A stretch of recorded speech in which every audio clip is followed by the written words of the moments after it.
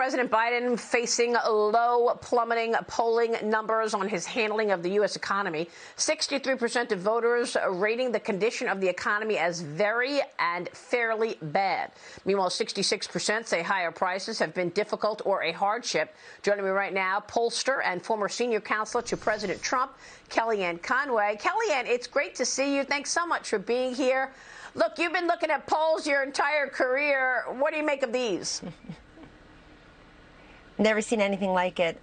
President's job approval rating overall, Maria, declining 20 points in just 1 year. He's in the 30s in his approval rating on crime, inflation, immigration, economy, which are among the top issues, particularly to independents and suburban women, where he's really declining. It's a big problem for the Democrats in the midterms. And Maria, the poll you just showed is incredibly important. 8% say there's been no effect on them from these rising prices. Think about that, only 8%. And 2/3 say that it's been a financial hardship.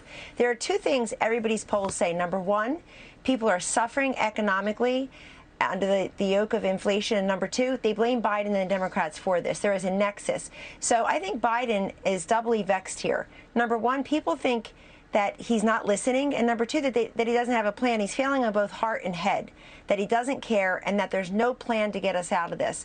I also am very struck in these polls how many Americans are saying that they are sacrificing everyday consumables. A majority in the polls say that they're cutting back on food. My goodness. And some say that many say they're cutting back on driving. Others say they're cutting back on disposable income fund like entertainment. But that's a problem, too. Eating out, taking the kids to the movies, planning a little bit of a vacation this coming summer. So Biden, heading into the summer and fall, is putting his party in a terrible position. Maria, the Republicans should have a monster fall, but they have to do two things. Number one is no prevent defense, get on the offense on all these issues. And number two, make Biden's problems Democrat problems, because the Democrats will lop them off if they have to. You've got to make the Biden failings Democratic failings. Well, it's interesting. You make a good point. I was just reading research from the economist Nancy Lazar, and she said she's expecting the consumer spending to continue to be under pressure because it's not just the price of gasoline and oil that is zapping people's disposable income, but that's taxing other things. Like you said, they are cutting back on spending on other things because all of the money has to go for gasoline and oil. The sinking popularity of Biden is causing anxiety ahead of the midterm elections. There are now 31 House Democrats who have announced they will not be seeking re-election in November for whatever reason. Kellyanne, you say that this all points to a Republican sweep in the fall.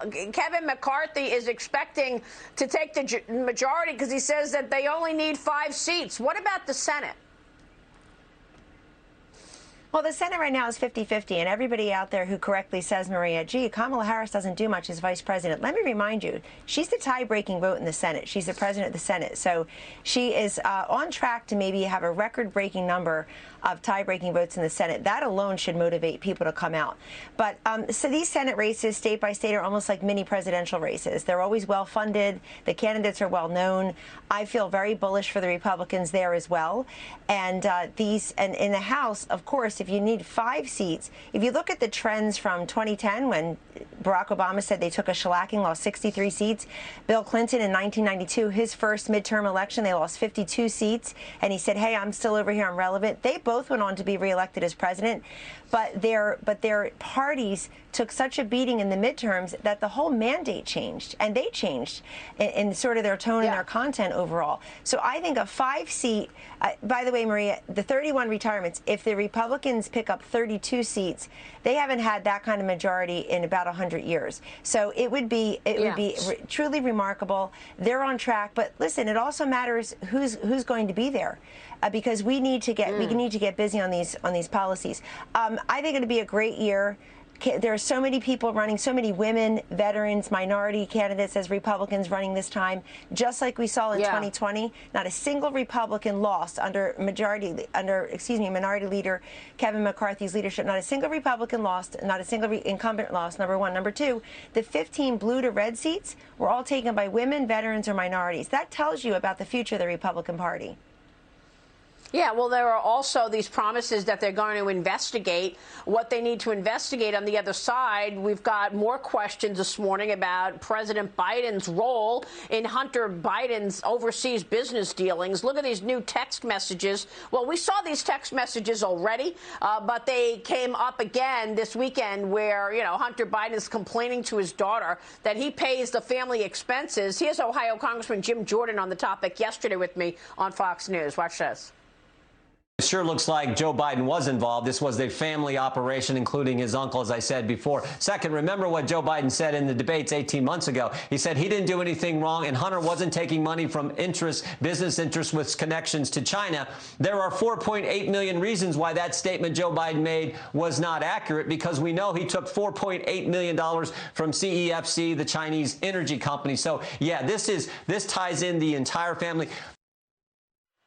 So Kellyanne, before you answer that, let me just run you this soundbite of Greg Murphy. Congressman joined me on Friday when we were talking about the Hunter Biden mess, and he said that all of this is impeachable for Joe Biden and they should impeach him. But one issue they're having is they don't like the alternative. Watch this.